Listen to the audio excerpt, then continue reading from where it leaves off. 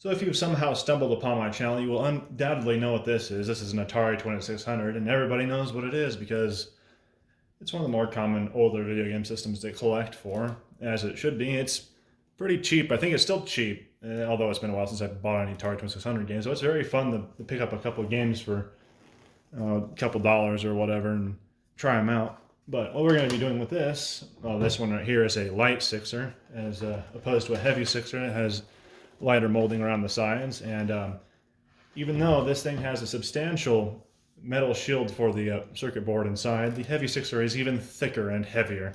Well, on the topic of this hardware specifically, or my console specifically, there's one oddity with mine that I'm not sure is with the other light sixers. Well, everything in here is completely normal.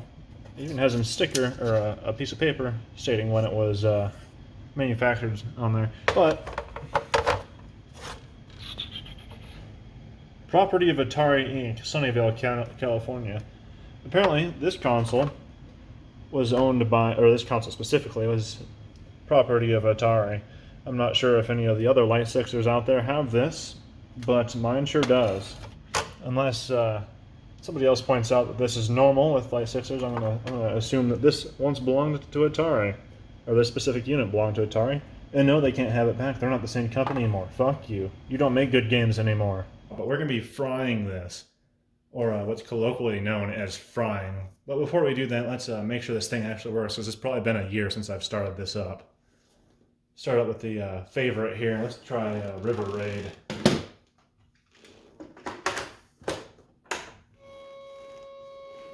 I saw something there from it. There we go. That is an Atari 2600. It is doing what an Atari 2600 is supposed to be doing. Yeah, it's doing Atari things. Alright, so now that we know that it works, let's fry this fucker.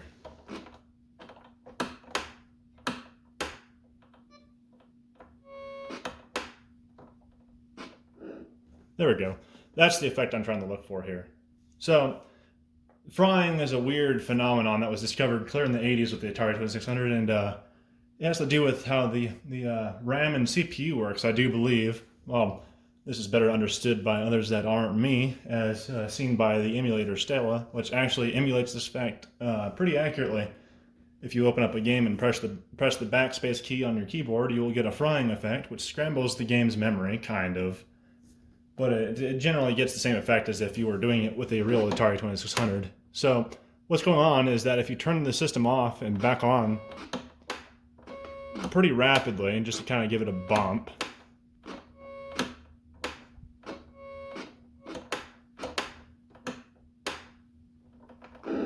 like that, just a hair, just a tiny bump, you get this effect that's really consistent, actually. What I think is going on here is that when you shut the power off and turn it back on really quickly, you're not giving the CPU enough time to clear all the registers inside there. So I guess the address register isn't cleared, so it continues executing code where it was before you shut it off. However, everything else has been kind of fucked up. So then it just kind of scrambles things a little bit, but not completely. But some games, it depends on how the game was coded. Some of them will reset properly when you hit the game reset to start a new game. It will actually clear the memory and reset the game fully. Or some games will continue being slightly corrupted. Like this one, actually, I think, properly resets the game console and memory before it starts the game up. Because I think the game is pretty normal after you fry the Atari.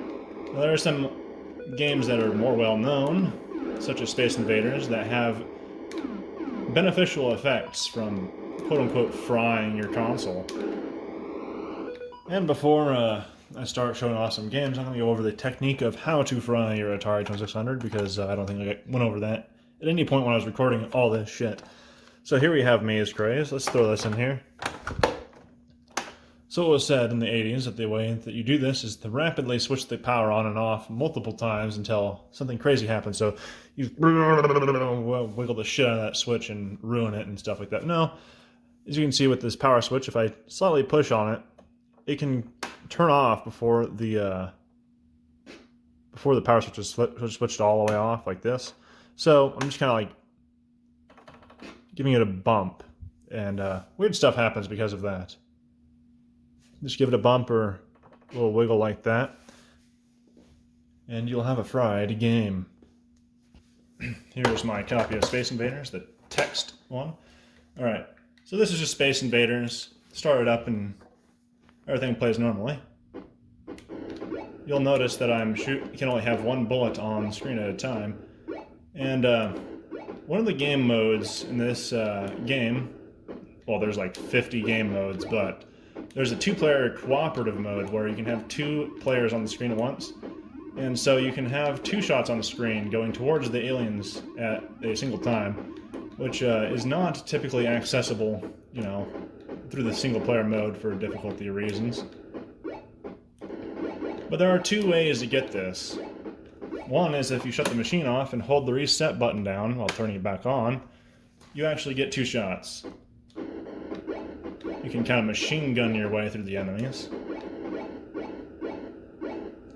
This is more of a glitch in the code than anything, I do believe. But it's a more fun way to play the game, I think. If a bit too easy. Or you could do it the other way, which is by frying the console.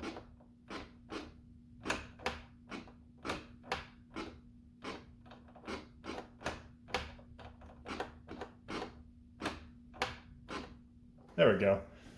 You're looking for that. And it acts a little bit weird. Anyway, if you reset the game now, you should be able to get two shots.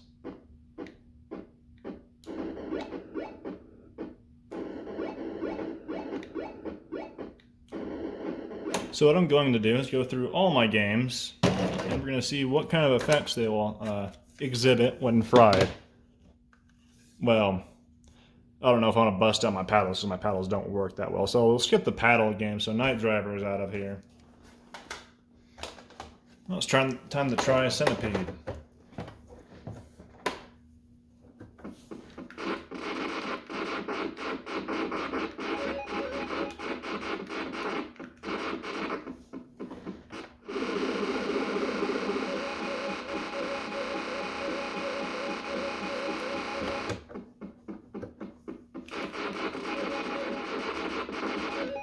It appears this game fully resets too.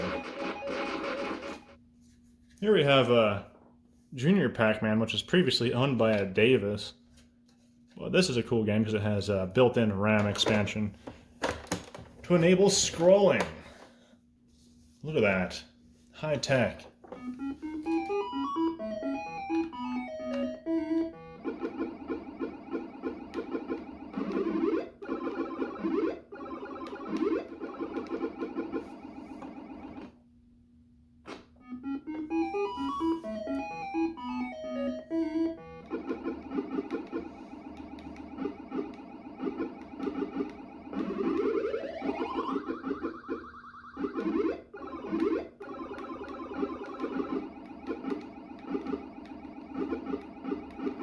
So on Friday, I think it appears that this game puts random dots everywhere. And I think later in the game you get these bigger dots that slow you down. It also puts a line through the screen for some reason. Resetting it clears memory, so everything's back to normal now.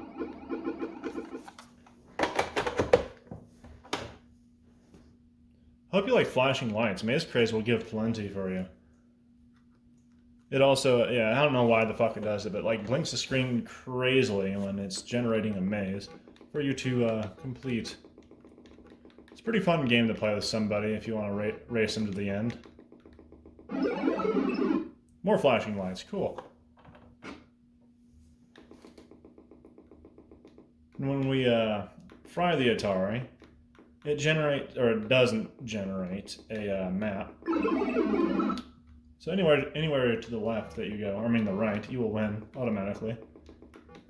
I'm guessing what happens there, specifically for this one, is that the map is already generated. So when you cycle the power really quickly, the memory is dropped, so there's no more maze for the memory. But the game continues running from where it was, so it doesn't generate a new map, and you're left with an empty map because the memory was empty. But the game continues normally.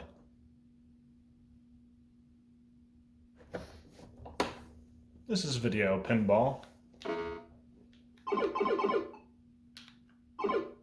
You can slightly control your ball, but if you do it for too long, you tilt like that, and you're out. But you can still bounce it around, because why wouldn't you? You can straight up just control your ball. Just like a real pinball machine.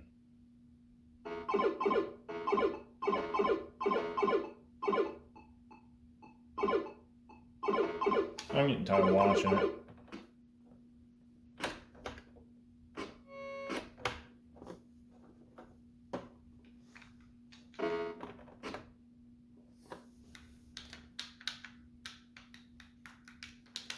You can see you push the button and that kind of makes those dots wiggle out, but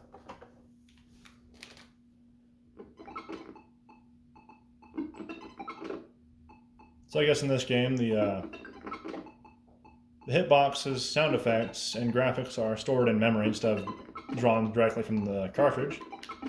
So it causes some mayhem a little bit, and then it crashes after you put the ball in the hole, I guess. I guess this game is very particular with how it wants to be fried.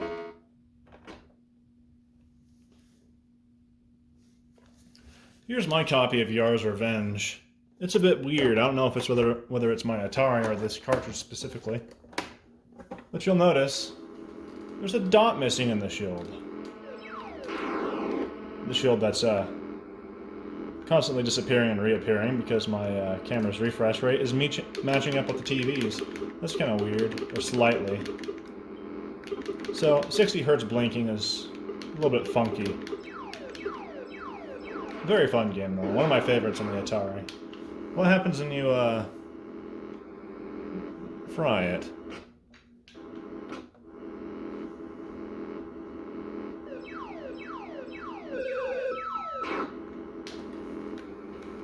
Well, number one, I am invisible.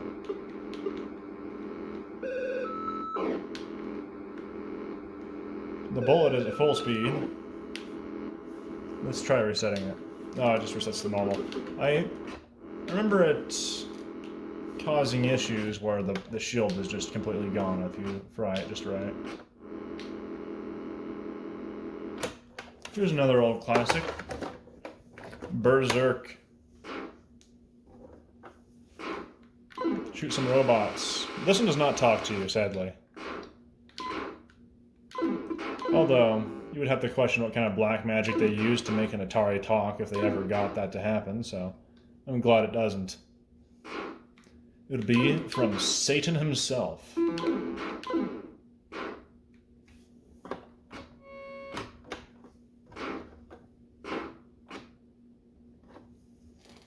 Did I warn anybody about flashing lights yet?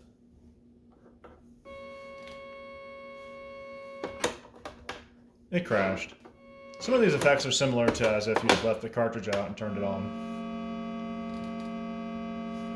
The Atari is kind of an interesting system. It doesn't have any onboard ROM or anything to stop it from executing any code if there's no ROM installed, so I mean it just starts executing whatever is in RAM after the address register gets to the RAM space.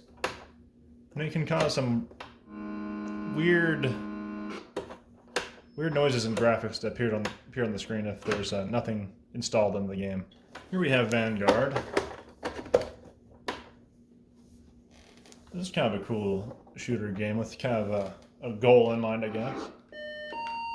There's the signature Atari off-tone sound generator doing its job. It's a shame they didn't opt for a sound chip that could actually make tones, you know, on a musical scale. Anytime music is attempted on Atari 2600, it's always off-key and horrible. And for whatever big brain reason, they use the same sound chip in the Atari 7800, maybe for backwards compatibility purposes, but that makes the sound on the 7800 completely inferior to the 5200, which is kind of amusing. See what happens when you fry this. Very distorted graphics. I think they still have a hitbox. Yep. Or they still collide. So it just draws the shit. I can't control my dude anymore. Did it game over? I don't think it game overed. Otherwise I wouldn't be making any sound. So we're in sort of a weird game over but not state with the graphics being corrupted. So yeah, it's the infamous bad port of PacMan. If you want to play PacMan on Atari, you better get Junior PacMan instead because it's infinitely better. Also, there is a homebrew version of PacMan out there that's actually pretty accurate, which is impressive for an old system like this. Let's fry it. Crash.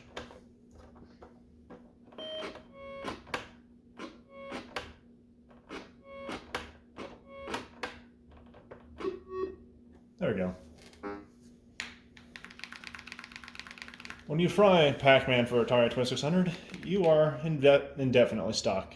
Everything's going slow. The ghost is coming down very slow. PacMan gets a little tongue there. Yeah, you just slowly wait for your inevitable demise, just like real life. Unable to do anything, and yet unable to change anything. Oh no, edgy. Well, there it comes.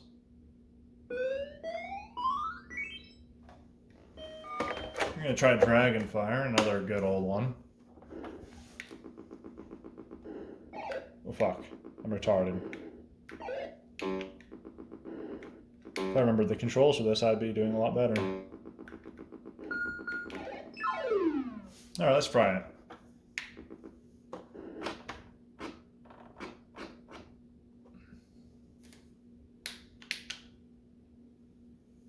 Weird stuff's happening there. I think the dot down at the bottom is supposed to be where the dragon is. It appears this game does a full reset. Okay, no?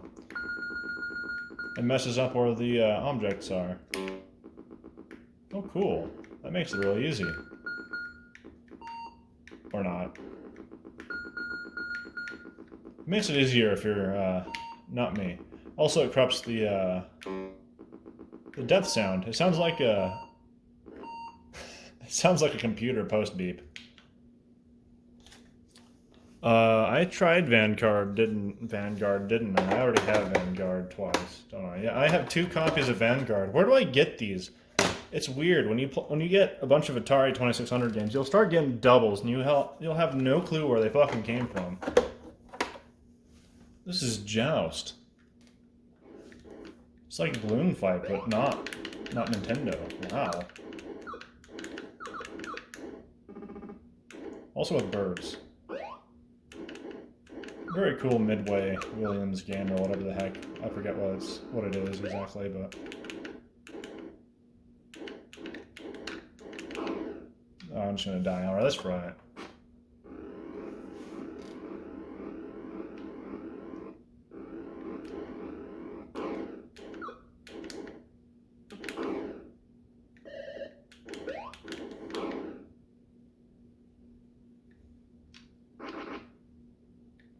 Oh. I hit the button that does that. That's kind of interesting. I don't think I'm supposed to do that.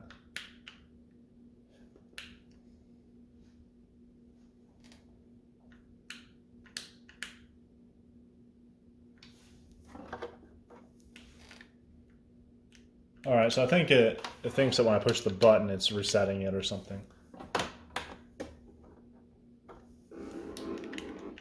Very interesting effect. Here's a great one. Here's Adventure. One of the first games with your Easter egg. Wow. Oh my god, you're gonna start me off with that? This game hates me. There we go. No.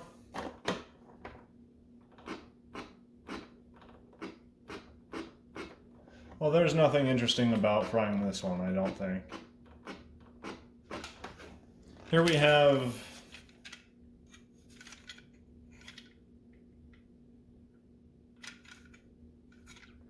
Here we have 99 cents. The game, 99 cents. Oh, it's Frogger.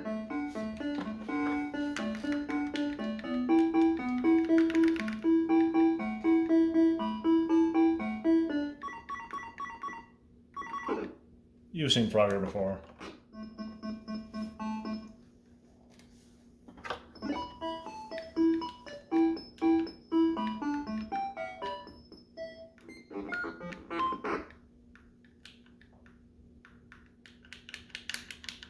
My dad, you start out with 0 lives.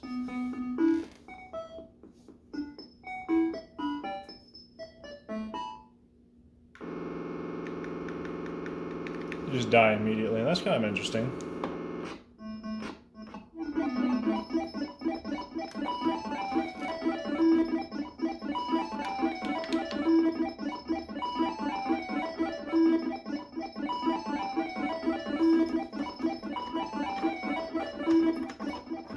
I think that one's pretty well crashed. That one leads to some interesting results when fried. Here we have Dig Dug. Everybody knows what Dig Dug is, but it's the Atari one.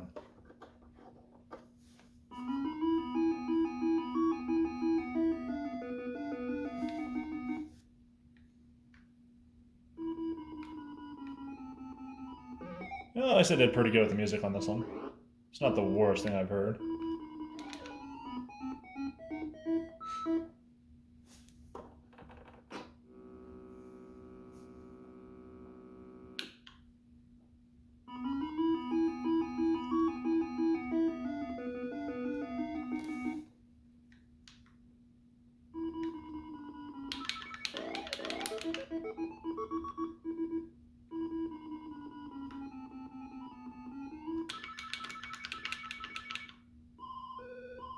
I guess the enemies are now incapable of traveling through the ground. Will it actually try and make it out? Yeah, it's trying to get out. Okay. So it gives you the same maze every time. Yep. Frying Dig Dug will halt the maze generator, I guess, or the level generator, and prevent the enemies from going through the walls. Barnstorming, like Skyjinx, is an airplane racing game, except it's on the side view. You're supposed to storm barns. Kind of a boring game. Anyway. Honk. Kind of a weird visual effect when moving your airplane now. Kind of have to duck a little bit to see if there's anything in the way. And last but not least, the original Pitfall. The one that made Activision known for good games and shit like that. I'm bad at it. Oh yeah, I remember this one. This one's known for making you Ninja Harry. You're completely clad in black with a blue stripe around your waist, so that's probably his ninja belt. But all the graphics are all corrupted. There are people online that say this can cause damage to your system, and I just did it for an hour and nothing really happened to my Atari. It's the same as usual, and there are many kids in the 80s and 90s that have done this for hours, fucking around with their video games, and their consoles are probably still alive too. This is a pretty resilient system. I wouldn't worry about any damage, but if you do worry about it and you want to mess around with it, you can always use Stella, the emulator for Atari 2600, to fry your games there safely, completely safely. Anyway, have fun screwing around with your old video game systems, like how they're not intended to be used.